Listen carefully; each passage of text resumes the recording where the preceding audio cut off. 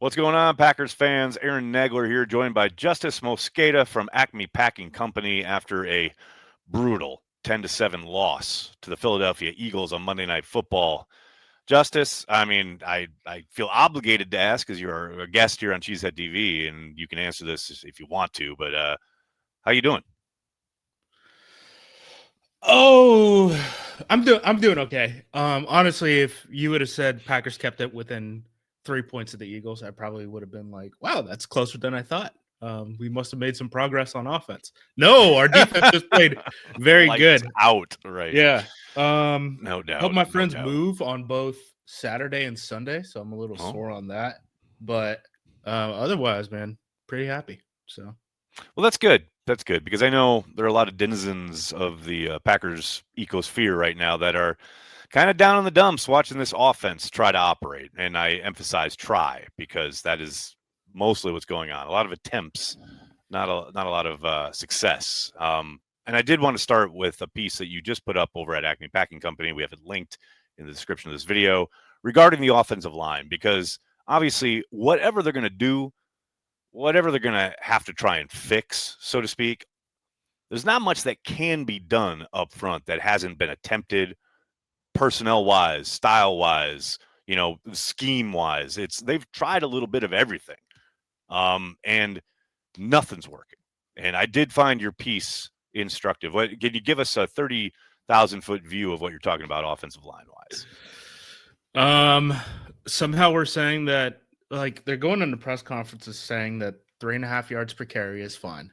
It's effective, was what LaFleur said. 3.5 yards per carry would be dead last in the NFL. So there is not an ineffective run game in the NFL in the mind of Matt LaFleur. The bar is the absolute floor, right? But that the offensive line needs to be better. So you have subscribed to numbers talk. You have subscribed to salary cap talk. Reply no to unsubscribe. But yeah, I mean, this is the situation that we're going to be in for the next 4 years, right? Yep. We bet everything on this year. I would say they bet the window of the next 2.5 years, but yes. I get what you're saying. Yes. I would say, well, okay, we can get into that. But this is by far the most talented the Packers are going to be for the next 4 years. By far.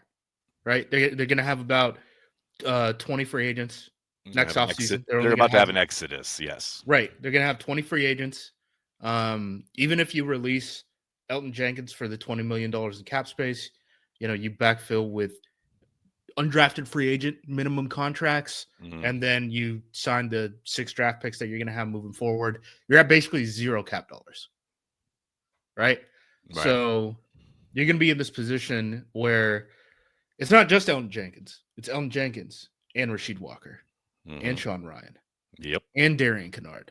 So 4 of your top 8 offensive linemen, maybe 7, depending on what you think of, like Anthony Belton, right, are going to be gone.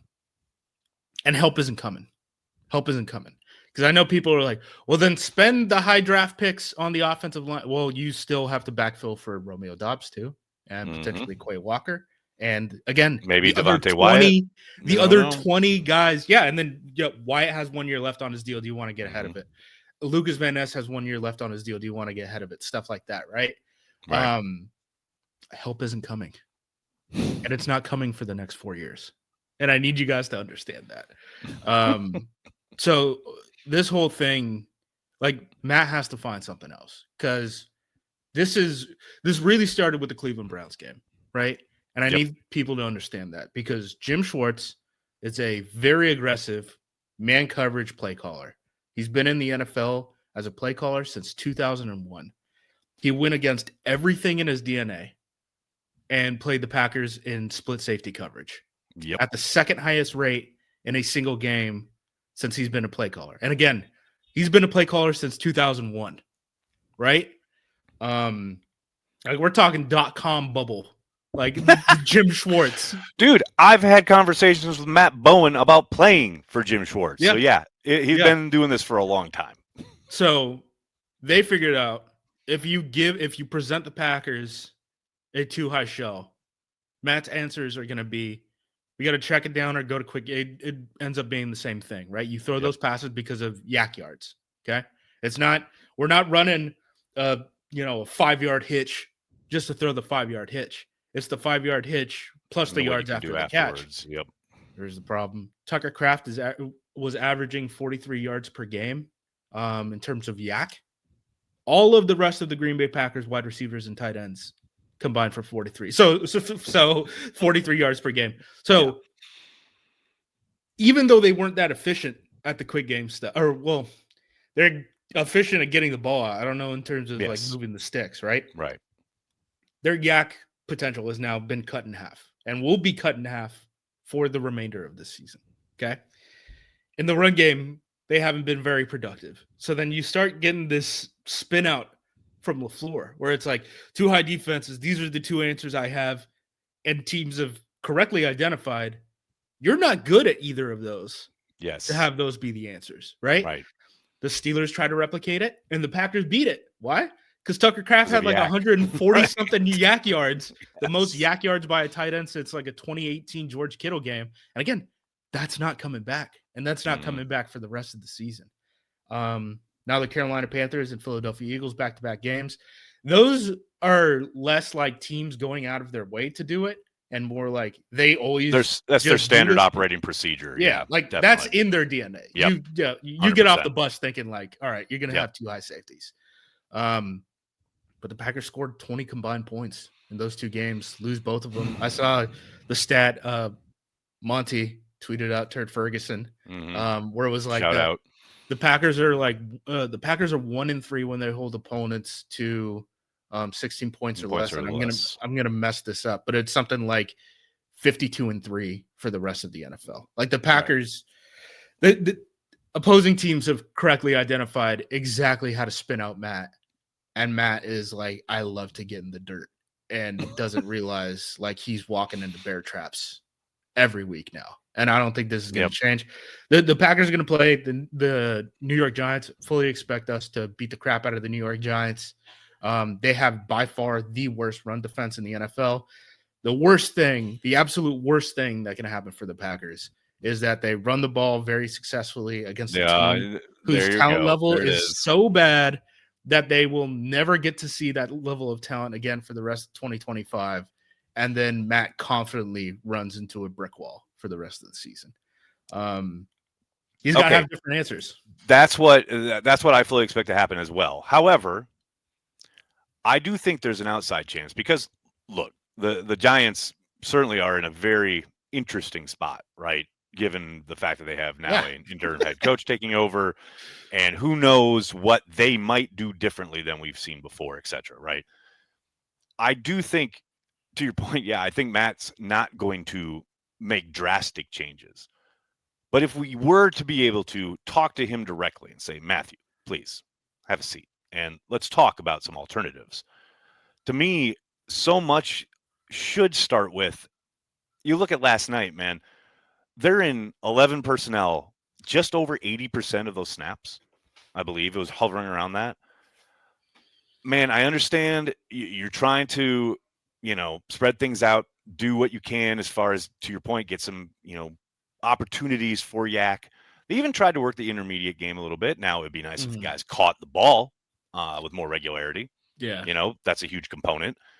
But something I talked about last week, and I am interested to see if maybe he leans into this a bit. It's something that McVay has done with some success in LA, is try to get heavier more often. And I don't think that means you completely change the identity of your offense.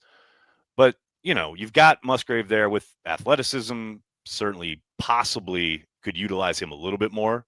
And maybe that occurs as we go on. Getting into heavy, like 12 or even 13 personnel to try and make sure that the opponent is in base and is in their own heavy sets so that you can maybe use some of that athleticism against non-secondary members. And again, I don't expect that to be a base concept or a base part of the game plan every week.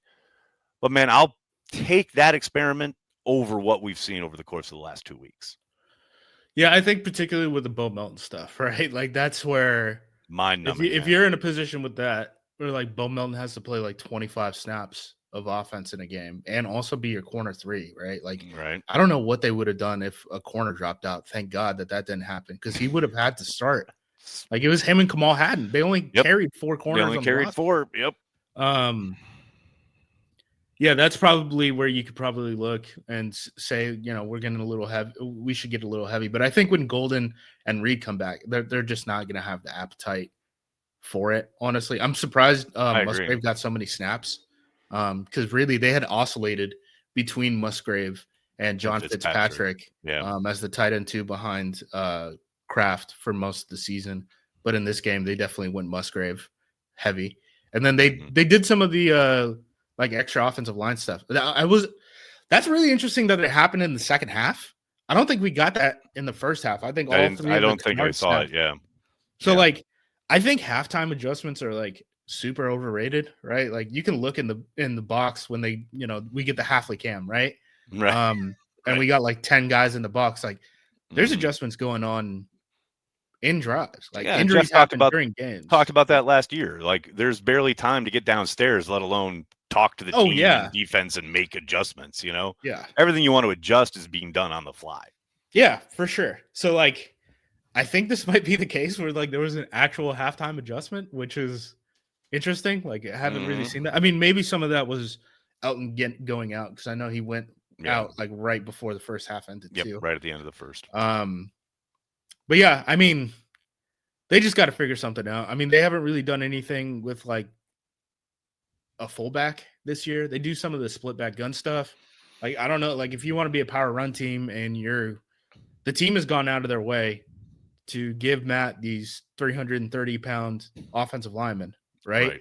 Yep. Are we doing that to run inside zone out of the shotgun?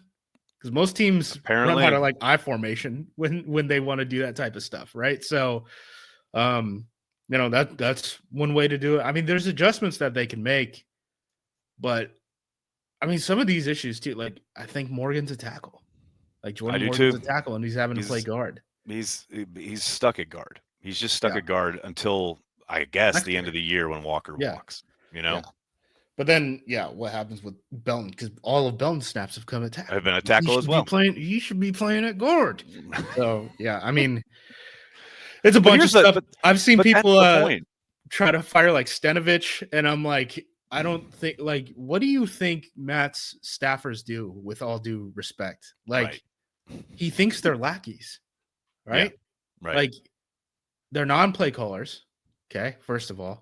He let Getsy walk for a play calling job because he knew, like, hey, what I'm doing is not going to get like my job when you come to be offensive coordinator for me is not going to get you ready to take that next step in your career because you're running meetings and you're making PowerPoint. Like that's what the offensive coordinator is doing. You're helping me with administrative stuff because I have to be the offensive play caller and the head coach. Our wide receiver coach, his last job was assistant offensive line coach. Matt just thinks he could like plug and play these guys. People have talked about like brain drain in Green Bay, and I'm like, what brain drain? Hackett is back. Hackett is in the building. Back. All these guys who have left have gotten fired and are back. Boomeranged back. Yep. Yes. 100%. What brain drain? So, they just have to find a way. And to your point, I do think the answer is going to be throwing intermediate in the field and maybe throwing some outside cutters. Because they're big inside cut team. Some of it has to do with like the splits the receivers are in because they want those guys close enough to the formation where they can actually like credibly block a safety. Become blockers. Yeah. Yes. So like the Packers haven't been a team that like run speed outs or throw corner routes, right? Like it's a lot of digs. It's a lot of like drive concepts. If I see another like 8-yard dig on first down, like I'm gonna lose my mind. But they're usually pretty good at those. The problem in this game was, and I don't oppose leaning into that and just living off of whatever the results are. But the problem in this game, we had a lot of drops in those type of situations in close coverage, and then a lot of pressure, so much pressure. Oh, it's second most pressure Love's seen all year. Yeah, and I don't know, I don't like. For whatever reason, they think it's a good idea to play Emmanuel Wilson on third downs. Oh, why isn't Chris Brooks or Josh Jacobs, who I love, and you want him on the field as much as possible, but in no world should there be anybody other than Chris Brooks in these 2-minute situations? Yeah, Especially in pass specific situations. I don't know why Emmanuel Wilson is out there in those spots. Like I know, what was it? Was it the 4th and 9 this week? 4th and 9, he was out on the field on the 4th and 9. Mhm. Last week, the 4th and 8, where Matt was like, "I'd like you to throw it up to the near sideline instead of across your body to Romeo on the 4th and 8." Right. Emmanuel Wilson was in, and he was the near side defense. So Matt was like, "Throw Emmanuel Wilson the jump ball on 4th." Like, the hell are we doing, man? Get Chris Brooks in, let him block. The offensive line is a lot better when we allow those situations to happen. I think the other thing is, going to be kind of playing with the John Fitzpatrick thing, but this is where like the Tucker Kraft injury like really comes into play, because Tucker Kraft can be a guy who can help you in pass pro and then also help you downfield as a pass catcher. If you're if you're an opposing defensive coordinator and the Packers get into this situation where, hey, John Fitzpatrick is going to be our blocker, Luke Musgrave is going to be our pass catcher. On 3rd down, you're looking at what tight end is coming out, and you're figuring out your blitz plan off of that. So that kind of gets them into a pickle, not having a more complete tight end on the field, which like it does. But here's the other thing. I think you touched on it a little bit earlier as far as defenses and how they're approaching the Packers offense, and I don't doubt for a moment that the Packers are going to continue to see too high shell, some variants thereof, throughout the rest of the year. Like there's zero unless you get a stubborn we're going to run our stuff kind of thing. Yeah, like a Dan Quinn type of dude where he's just like, we sit in cover 3 and this is what we do. By the way, Dan Quinn's defense is like last in the NFL right now. Yes. Oh, Belly, he's taking over play calling from Joe Witt, so it's all going to change now. Like that's going to matter. I am mostly kidding. But I will to the point. The idea being, okay, the defense knows what the Packers want to do. Your point earlier, they being the defense know your solutions on offense to every situation and to everything you present. And the way that teams have shown something pre-snap, usually a too high safety look, and those wide kind of boxes that tell Jordan Love, how many times have we seen him got the can, and then it's a run play, and it is nominally successful at times. Like it's been more successful than not, but they're also triggering the moment they see that, because that's your tendency, and they can present the too high look and they can have the backers off. But then the moment the ball is snapped, especially on 2nd and long, if it's been like a 1st and 2, or sorry, like a 2 or 3 yard gain on 1st down, Matt wants to run it again on 2nd down. And they are triggering on that run they know is coming more often than not. Like at some point, Matt has to break that tendency. I think the way they've just been beyond stubborn with the run game has killed them. He said they were effective. I mean, that is the thing I'm most scared of, is that Matt is like, but it's working. I don't understand. In what world is it working? You're just doing the math on like 3.5 times 3. That's more than 10. We should be converting 1st downs every single time. Like that's just not how this is working. The Packers had 16 3rd and 4th downs in this game. They had 16 against the Carolina Panthers and 17 in 7 drives. So you're getting, on average, you're getting a 3rd and 4th down twice on every single drive. Like that's just not sustainable, man. You're gonna have to, because you have to keep converting and you have to be perfect while you're doing it. And again, they're just not. The Packers have the number 1 success rate on 3rd downs in the NFL, and it's still sub 500. So you're talking about converting 2 of them. You have a 25% chance of doing that, and that's the math that teams are doing, where they're like, well, then screw it. We'll just sit back and rally to the ball then on quick game and run game. Because if you're not throwing it over our heads, then we'll just play top down, set the umbrella on top, and your guys aren't getting many yak yards. Josh Jacobs, basically every yard he's getting is after contact. Oh, it's after contact. So, yeah. I will say, and that yak conversation is important. And I do think if they are as stubborn as I suspect they will be, there is one possibility that helps here, and that's Matthew Golden getting back, obviously healthy, get him back out on the field. B, 11 is going to help too. Yes, right? When he no comes doubt. back. Reed is a big component. I'm not in a world where I think he's going to be back soon. I know he keeps talking, they keep talking, etc.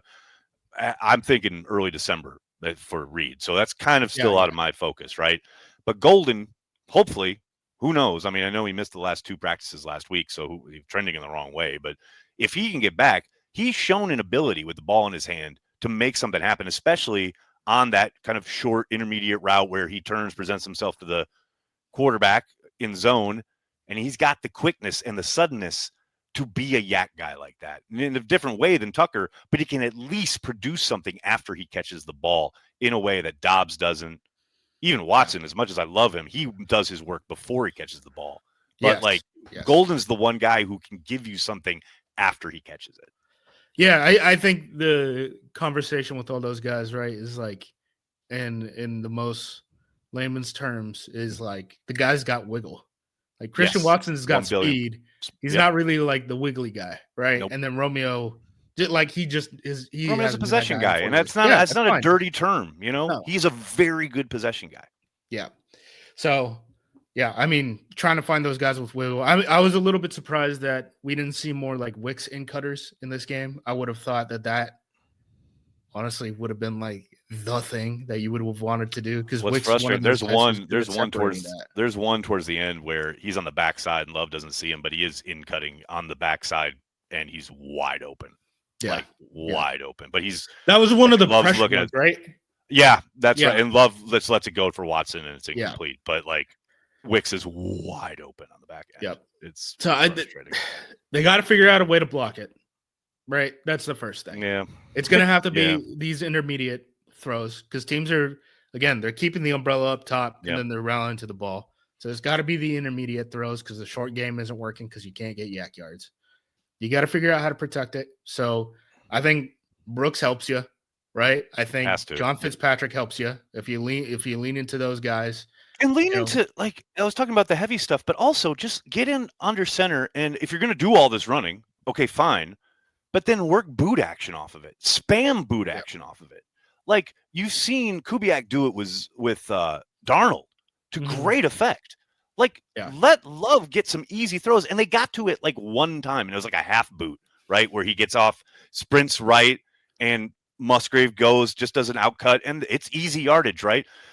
I don't think they ever got back to that. The Eagles literally saw that, and then the Eagles spammed it and ran it 3 times. I'm like, can we give Jordan some easy completions? It's driving me nuts. This is an interesting point, right? Because do the run plays that you run, and this is the point that coaches always make to the analytics nerds, right? And they're like, you don't know what you're talking about. Right? Do the run plays that you have to run actually have to match to the play action that you're selling? Because Kubiak is one of those teams, they're running outside zone. The Packers aren't running outside zone. They're not. That's what you run. Every once in a while they try, and Banks can't do it. Happened again yesterday. They tried to do there was one, I think they called maybe 2 or 3 zone runs, and there was the one that everybody saw where Banks just gets absolutely smoked, and it's a loss of 3. Because the Packers right now, I mean, really, they're like an inside run team. You know, they run counter and stuff like that. But those counter play actions, it's the longer developing. Like I pivot here to fake the run, and then I pivot here to fake the run, and then I pull out, right? Like those are the type of play actions that are built off of that run game. There was the one fumble off of it, right? Yes. The Jordan where he's trying to make it through I guess he's doing the full sell, or maybe it's a true. It didn't look like a true read though, because Jacobs pops up in pass pro automatically. Yeah, Jacobs was like, there was no run component to that play. Yeah. So I'm like, why are you selling so hard on that fake? Like that, that was important. I don't know. But yeah, I mean, that's a bigger question where it's like, okay, we built this entire offensive line to be like this inside power run team. First of all, that's not working. And then second of all, we can't build the play action off of those run plays. Did we mess up massively? Hey, man, it's only 4 years until we get out of that Banks contract. Here's the thing. Right? Here's the thing. Here's a sliver of hope. If they are stubborn, and we know they are, and they insist on continuing down the path that they've set, I actually think Sean Ryan is an improvement in the run game at center. I don't think he's much help in pass pro, which is obviously concerning. You're going to need guys like Brooks, tight ends coming in, etc. But in the run game, I think they may get a ticket of an upgrade. I really do. Like, I think for all of his maybe kind of issues this year, most of that has been in pass pro, especially early in the season. But I think in the run game, he can give you a little something. I think that's probably going to have to be their hope. I'm hoping for it. I've seen people be like, well, Ryan could be our long-term setter. I'm like, with what money? With what money? We don't have cap space. Right. We're going to have to cut Elton to get to 0 and then let all the free agents walk. He's one of the free agents. Draft like gangbusters. Hey, Corey Linsley started his first game his rookie year and became Corey Linsley. Sure. Why not? It's possible. It's possible, Justis. I'm not saying it's preferable, but it's possible. That's all I'm saying. I don't know if that we solved very much today, but it was really good to talk it out. I always appreciate it. Like I said, make sure you're checking out Justis's piece. There's a link in the description of this video. Make sure you're checking out everything he does at ACME Packing Company. Justis, thanks so much, man. Yes, sir. Josh Jacobs overs this week.